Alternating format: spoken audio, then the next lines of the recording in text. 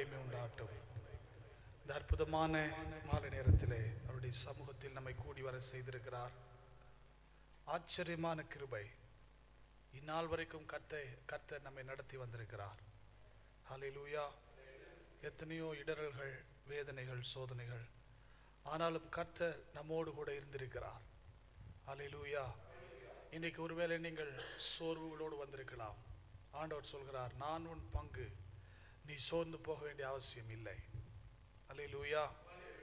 இந்த நாளின் தியானத்துக்காக எல்லாரும் என்னோடு சேர்ந்து எபேசியர் 3ஆம் அதிகாரம் 16ஆம் வாக்கியத்தையும் 17ஆம் வாக்கியத்தையும் வாசிக்கலாம். எபேசியர் 3:16-17. நீங்கள் அவருடைய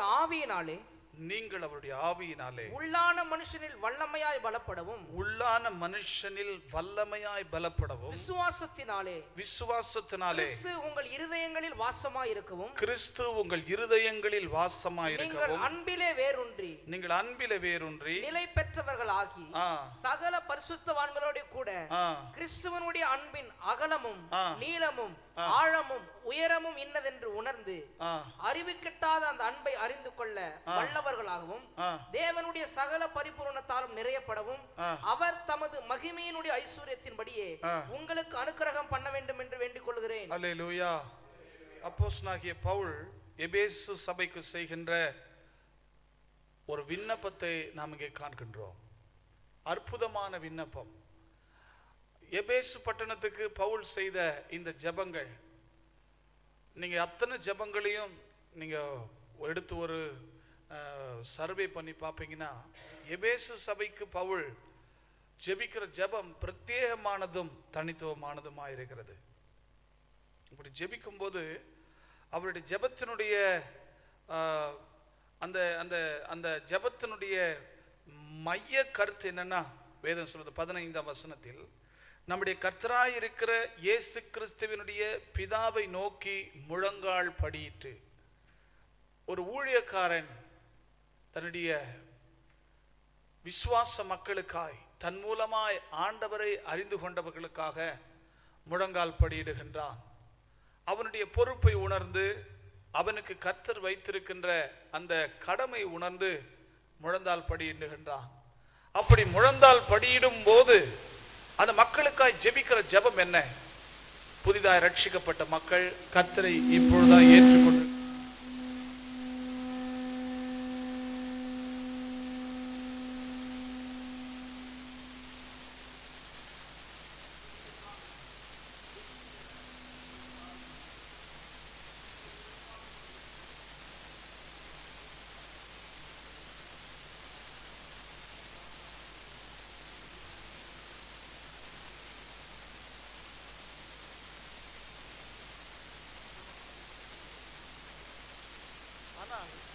எல்லாவற்றுக்குமே மிக மிக மிக பிரதானமா இருக்கிறது என்னன்னு கேட்டீங்கன்னா, ரட்சிக்கப்பட்ட ஒரு விசுவாசி தன்னுடைய உள்ளான மனிதனில் பலப்பட வேண்டும். சரீரப்பிரகாரமாக வெளிப்புற மனிதனில் பலப்படுதல் என்கிறது நல்லதுதான். ஆனால் அது சொற்ப பிரயோஜனம். அதுல கொஞ்சம் ஆதாயம் தான் இருக்குது. சரீர திடகாத்திரமா இருக்குது, நல்ல பலனா இருக்கிறாங்க அப்படின்னா இன்னும் கொஞ்ச நாள் வாழலாம், எல்லா வேலைகளையும் சுறுசுறுப்பாக செய்யலாம். பலமான ஒரு மனிதனை பார்க்கும்போது சரீரப்பிரகாரமாய் பிறர் அவனை பார்த்து கூட பயப்படலாம்.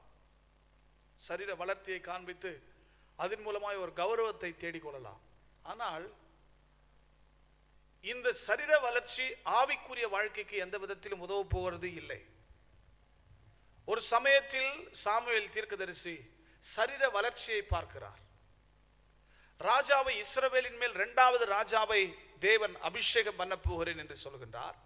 அப்படி சொல்லும் போது யாரை, ஈசாயின் மகன்களில் யாரைன்னு சொல்லும் போது எல்லாம் புஜ பராக்கிரமசாலிகளா இருக்கிற அந்த ராணுவ வீரர்களாகிய சகோதரர்களை பார்க்கிறான். ஓ, இவனுக்கு ராஜ யோக்கியம் இருக்கிறது, இவன் ராஜாவாகிறதற்கு இவனுக்கு அந்த தோற்றப்பொழிவு இருக்கிறது, அப்படிலாம் இவர் நினைக்கிறாரு. ஆனா கர்த்தர் அந்த சரீர வளர்ச்சியை பார்க்கல, அந்த சரீர பலவீனத்தை பார்க்கல. ஒரு மனுஷனுடைய ஆவியை பார்க்கிறார், ஒரு மனிதனுடைய மனதை பார்க்கிறார். அல்லேலூயா. இன்றைக்கு கூட தாவீதை கொண்டு நாம் புரிந்து கொள்கின்ற சத்தியம் என்னன்னு கேட்டீங்கன்னா, அவர் ராஜ மேன்மை அடைந்ததற்கு காரணம் அவருடைய சரீர பிரகாரமான அந்த பெரிய ஒரு தோற்றம் அதனால் அல்ல.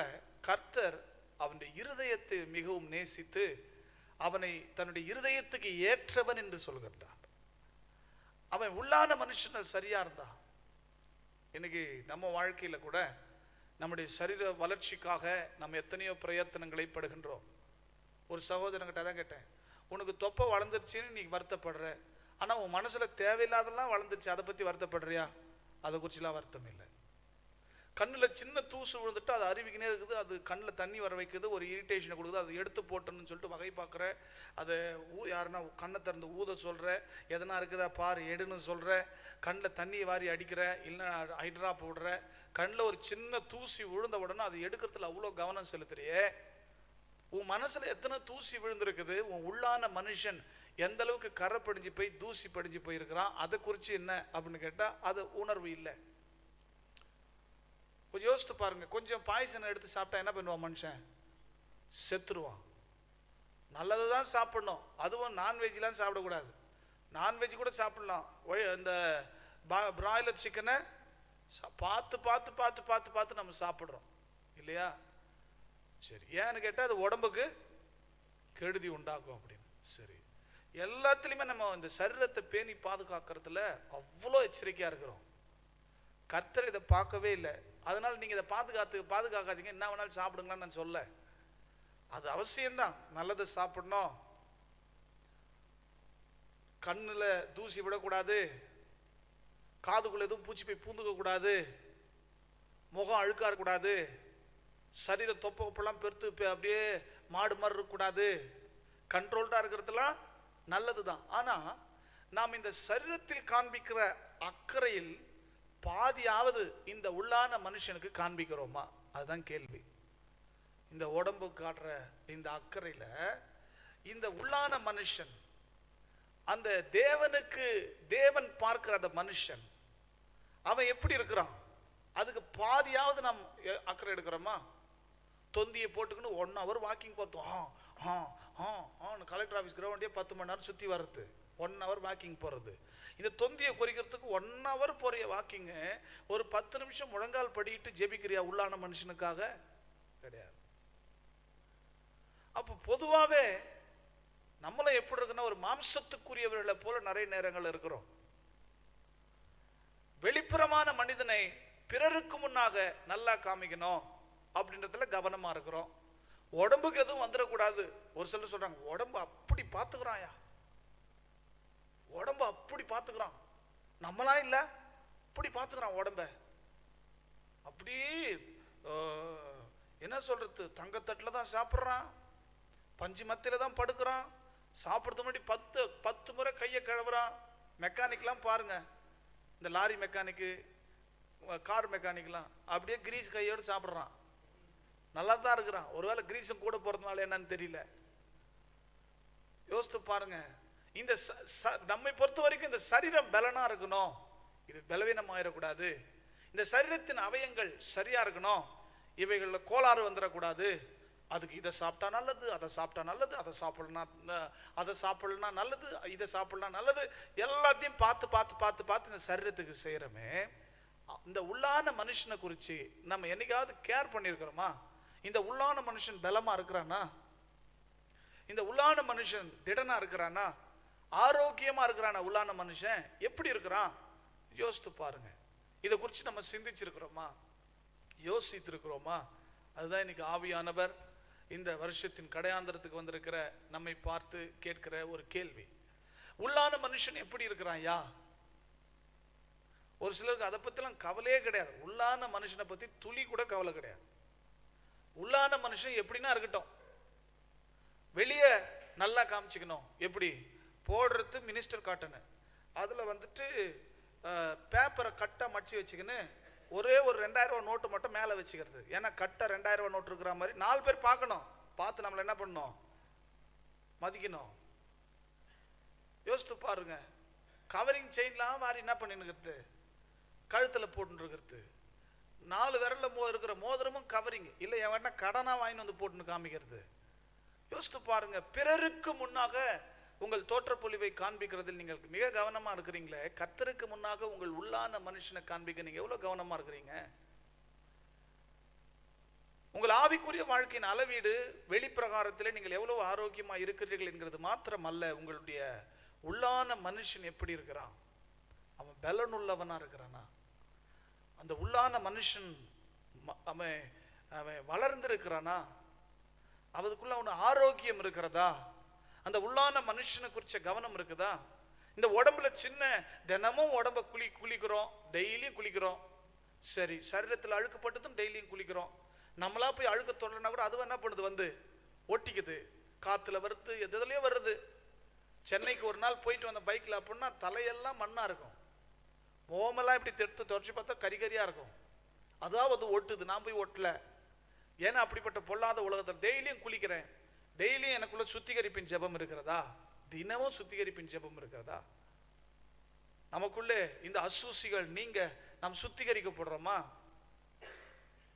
டெய்லி நம்ம ஒரு ஒரு எதை சாப்பிடணும் எதை சாப்பிடக்கூடாதுன்னு ஒரு வரையறையை வச்சிருக்கிறோம். அப்படி போல ஆவிக்குரிய வாழ்க்கையில நமக்குள்ள எது போகணும் எது போகக்கூடாது அப்படின்னு நமக்குள்ள ஒரு வரையறை இருக்குதா? ஒரு சின்ன தூசு பட்டா கூட நம்ம உடனே அதை எடுக்க முற்படுறோமே, கண்ணுல விழுந்துட்டா. அது போல நம்முடைய மனசுல ஒரு சின்ன தூசு, சின்ன சின்ன பாவம், பெரிய பாவம் அல்ல, சின்ன பாவம். நம்ம சின்ன பாவம் தானே கேர்லெஸ்ஸா இருந்தோம், சிறிய பாவங்கள் தான் பெரிய பெரிய பிரச்சனைக்கு வழிவகுக்குது. அதை சரி பண்ண நம்ம முயற்சிக்கிறோமா?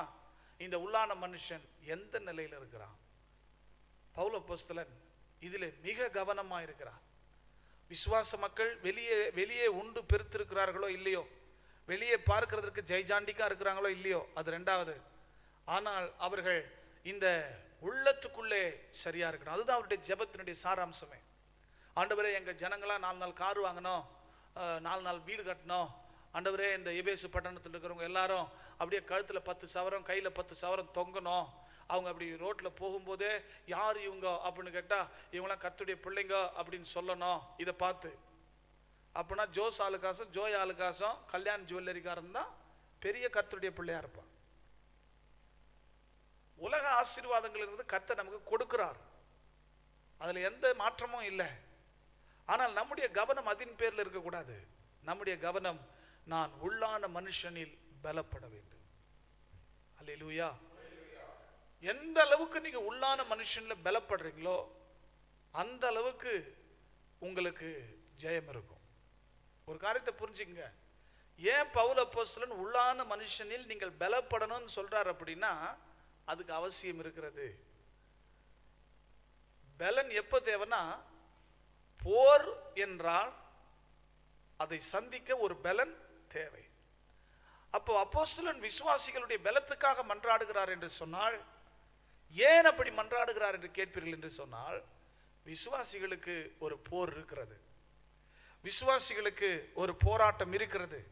அந்த போராட்டம் இருக்கிறபடியினால்தான் இவர்கள் பலப்பட வேண்டும் என்று ஜெபிக்கிறார். பிறந்த குழந்தை எப்படி இருக்கிறதோ, கிறிஸ்துவுக்குள்ளாய் பிறந்தவன் ஆவிக்குரிய வாழ்க்கையில் அப்படித்தான் இருக்கிறார். அந்த குழந்தை ஒவ்வொரு நாளும் வளரணும், அது பலனோடு வளரணும், ஆரோக்கியமா இருக்கணும் அந்த வளர்ச்சி. அப்போ ஒன்னும் உங்களுக்கு தெளிவா சொல்றேன், உலகத்தோடும் பாவத்தோடும் மாமிசத்தோடும் இச்சைகளோடும் உங்களுக்கு போராட்டம் இருக்கிறது. இதே இதே இதே இதே புத்தகத்தில் எபேசியர் 6ஆம் அதிகாரத்தில் 12ஆம் வாக்கியத்தில் ஒரு போராட்டத்தை குறித்து பவுல் அப்போஸ்தலன் பேசுகிறார். படிங்க. ஏனெனில் மாம்சத்தோடும் இரத்தத்தோடும் அல்ல. 10ஆம் வசனத்திலிருந்து படிங்களேன். கடைசியாக சகோதரரே கர்த்தரிலும் அவருடைய சத்துவத்தின் வல்லமையிலும் பலப்படுங்கள். மறுபடியும் இதே புத்தகத்துல இதே பட்டணத்து மக்களுக்கு சொல்றார், நீங்க பலவீனர்களா இருக்கிறீங்க, நீங்க உங்களுக்கு வர போராட்டங்களை தோத்து போறீங்க, நீங்க ரொம்ப ரொம்ப நல்லவங்க தான், ரொம்ப பக்திமான்கள் தான், நல்லா ஜெபிக்கிறீங்க தான், நல்லா பிரசங்கம் பண்றீங்க, ஊழியம் செய்றீங்க, ஆராதிக்கிறீங்க, அதெல்லாம் எந்த தப்பும் இல்லை, நல்லா தான் பண்றீங்க. ஆனா நீங்க பலவீனர்களா இருக்கிறீங்களே, சின்ன சின்ன பாவ சோதனைகள் வரும்போது, சின்ன சின்ன போராட்டங்கள் வரும்போது விழுந்து போறீங்களே. கொஞ்சம் யோசித்து பாருங்க. பக்திமான்கள் அநேகர் பலவீனர்கள். அதுதான் இன்னைக்கு பரிதாபமான ஒரு சூழ்நிலை. நல்லவர்கள் அநேகர் பலவீனர்கள், ஆவியில உள்ளான மனுஷன்ல நல்லா ஜெபிக்கிறாங்க, ஆனா பலவீனர்கள். யோசித்து பாருங்க. எனக்கு தெரிஞ்ச ஒரு சகோதரி, பேர் சொல்ல விரும்பல, ஒரு 40-45 வயசு இருக்கும் அவங்களுக்கு.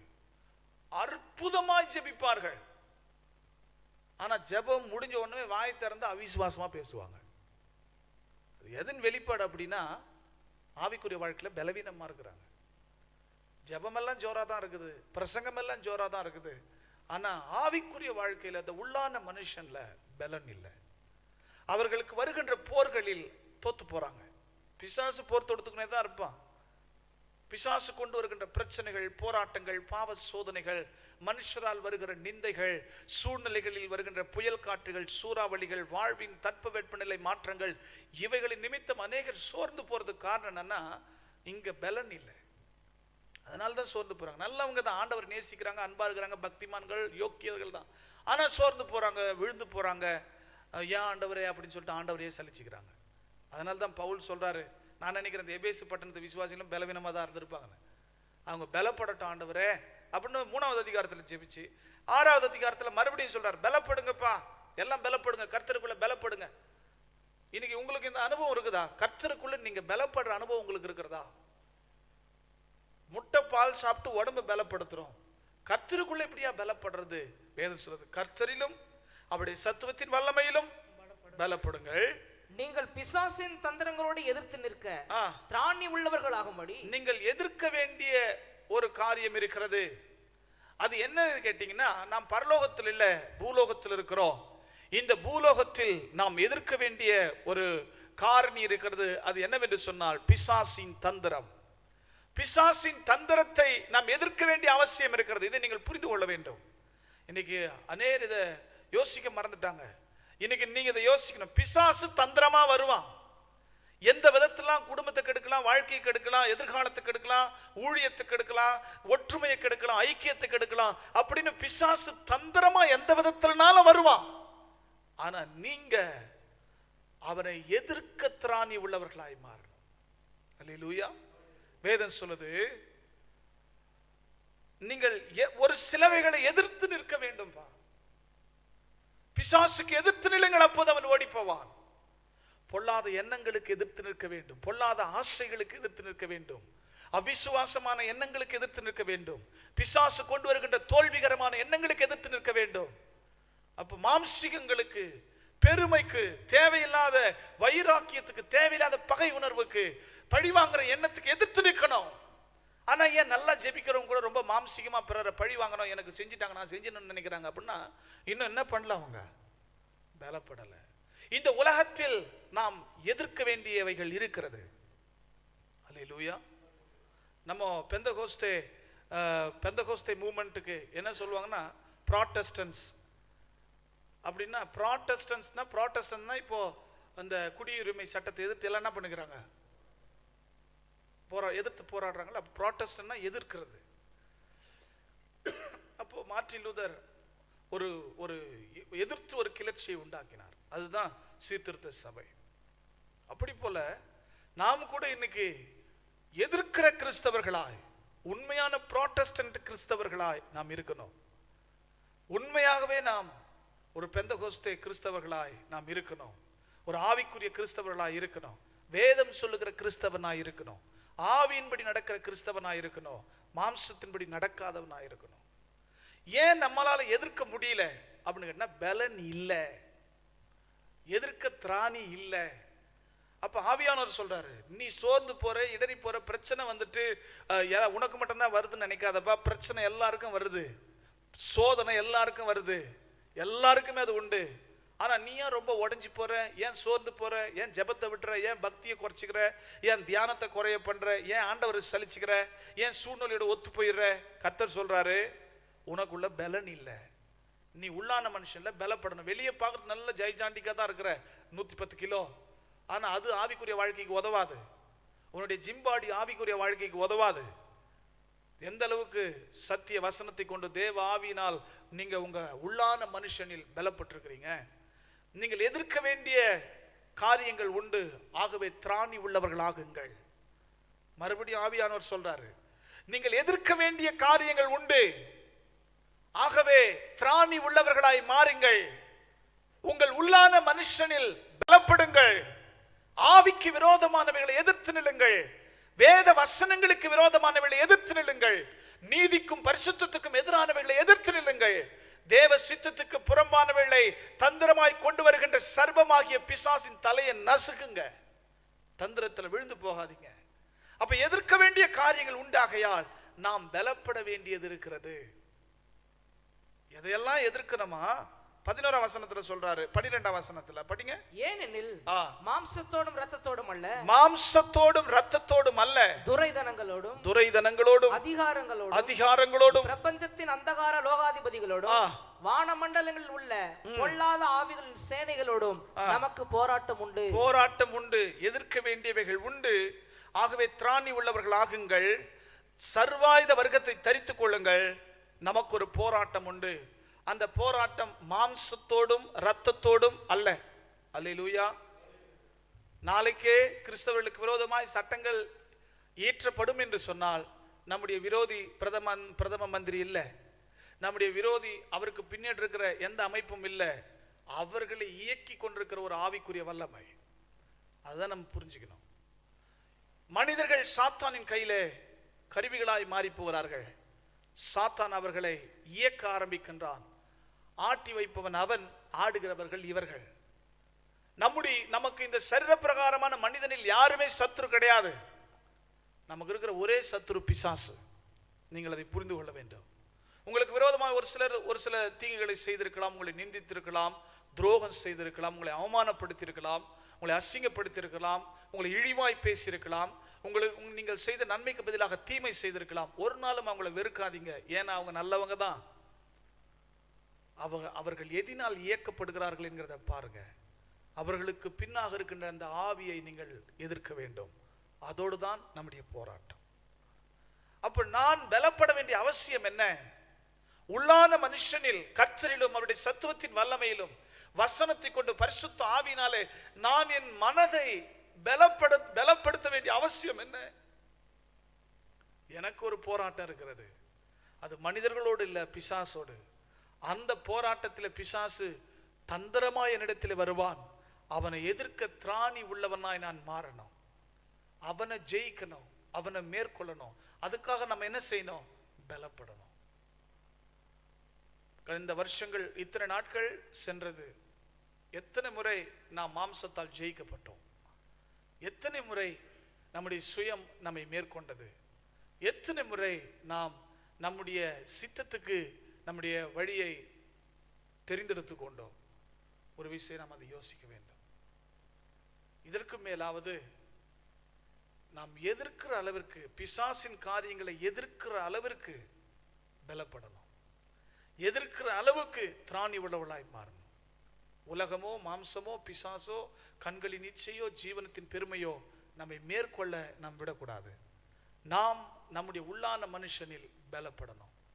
ஏனென்று சொன்னால், எந்த அளவுக்கு நான் உள்ளான மனுஷனில் பலப்பட்டிருக்கிறேன் என்கிறதே என்னுடைய ஆவிக்குரிய வாழ்க்கையினுடைய அளவாயிருக்கிறது. துர்ச்செய்தியை கேட்கிறதினால் அவன் இருதயம் கலங்காது, அவன் கர்த்தரை நம்பி திடனா இருப்பான் என்று 112ஆம் சங்கீதம் சொல்கிறது. இருதயம் பலமானவர்கள் ஒரு நாளும் சூழ்நிலை குறித்து சோர்ந்து போக மாட்டாங்க. மனிதர்கள் இப்படி இருக்கிறார்களே என்று சொல்லி சோர்ந்து போக மாட்டாங்க.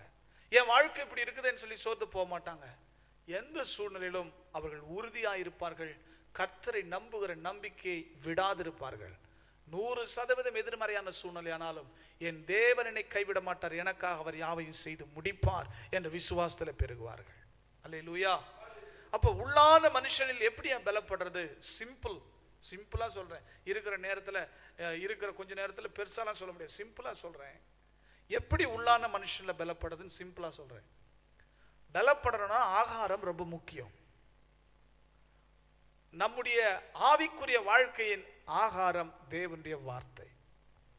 இந்த வார்த்தையும் இந்த வார்த்தை குறித்த அறிவையும் எவ்வளவு உள்வாங்க முடியுமோ அவ்வளவு உள்வாங்கும் போது தேவனை குறித்த அறிவு பெருக பெருக உங்கள் இருதயத்துக்குள்ள ஒரு பெரிய பலன் உண்டாகும். காண்டாமிருகத்துக்கு ஒத்த பலன், கழுகுக்கு ஒத்த பலன், புதிய பலன் உண்டாகும்.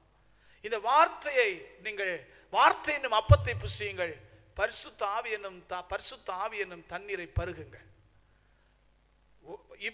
இப்படி போகும்போது உண்மையா சொல்றேன், நீங்க கொஞ்ச நாள்ல ஒரு மிகப்பெரிய ஆவிக்குரிய யுத்த வீரனா மாறிடுவீங்க. பிசாசு எப்படி தந்திரமா வந்தாலும், எப்படி உங்களை அவன் கார்னர் பண்ணாலும், அவனை எதிர்க்க உங்களுக்குள்ள பலன் வந்துடும். ஆகவே வார்த்தையில, வசனத்தில ஆழமாய் போங்க. பரிசுத்த ஆவியானவரோடு நெருங்கி உறவாடுங்க. ஆவியில நிரம்பி ஜெபிக்க பழகுங்க. ஆவிக்குரிய மனுஷன் பலப்படட்டும். அப்படி பலப்பட்டானா இந்த உலகத்துல நீங்கள் ஜெய ஜீவியத்தை செய்ய முடியும். அல்லேலூயா. மாத்திரமல்ல, 2 கொரிந்தியர் 4ஆம் அதிகாரம் 16ஆம் வசனத்தை நாம் படிக்கலாம். 2 கொரிந்தியர் 4:16. ஆனபடியினாலே நாங்கள் சோர்ந்து போகிறதில்லை, எங்கள் புறம்பான மனுஷனானது அழிந்தும் உள்ளான மனுஷனானது நாளுக்கு நாள் புதிதாக்கப்படுகிறது. அல்லேலூயா. எவ்வளவு அற்புதமா சொல்றாரு பாருங்களேன். எங்களுடைய நாங்கள் சோர்ந்து போகிறது இல்லை. பிரச்சனை வருது, உபத்திரம் வருது, ஆனா நாங்க சோர்ந்து போறது இல்லை. எங்கள் புறம்பான மனுஷன், நம்ம பொத்தி பொத்தி பார்க்கிறோமே, இந்த புறம்பான மனுஷன் அழிவான், ஆனால் உள்ளான மனுஷன் நாளுக்கு நாள். நீங்க பாருங்களேன், உங்களுடைய இந்த சரீர மனுஷன் வயசாக ஆக அவன் அழிவை நோக்கி போறான், தளர்வு உண்டாயிரும். ஆனா இந்த ஆவிக்குரிய மனுஷன் வயசு ஆக ஆக ஆக அவன் புதுசா மாறணும், அவன் தேவ சாயலை தரிக்கணும். இந்த ஆவிக்குரிய மனுஷனில் அற்புதமான மாற்றங்கள் உண்டாக வேண்டும். அது தேவ சாயலுக்கு ஒப்பனையா இருக்க வேண்டும். அல்லேலூயா. உணர்ந்த வண்ணமாய் நாம் அனைவரும் நின்று ஜெபிக்கலாம்.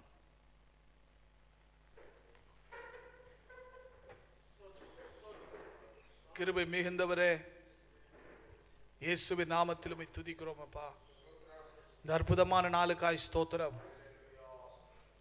உள்ளான மனுஷனில் பலப்படுங்கள் என்று சொன்னீரே, உள்ளான மனுஷனில் புதிதாகுங்கள் என்று சொன்னீரே.